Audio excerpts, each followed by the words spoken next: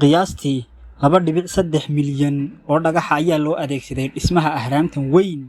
hal dhagaxna si khaldan looma dhigin miisaanka ahraamta weyn.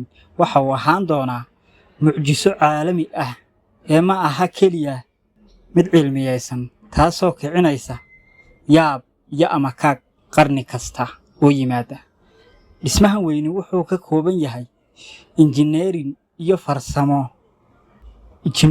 farsamooyin caqabad ku ah xataa awoodaha casriga ah.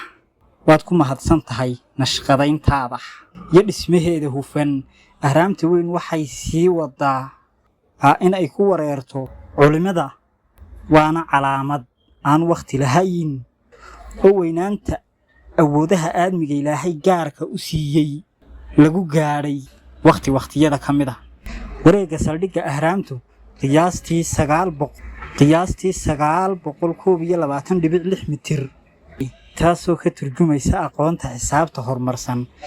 miisaanka dhagaxaantan qaar ka mid ah loo isticmaalay dhismaha ahraamta weyn ayaa miisaankoodu yahay 2.5 tan, halka dhagaxaanta waaweyn ay ka badan yihiin 70 tan.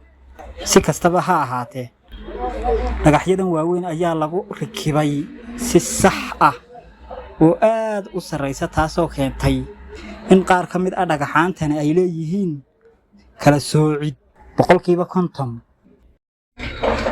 ahraamta dhererkeedu waa 149.6 mitir. qoraxda ahraamta dhererkeedu waa 149.6 mitir. inta u dhaxaysa dhulka iyo qoraxdana waa 149.6 milyan oo kiiloomitir. qiyaastii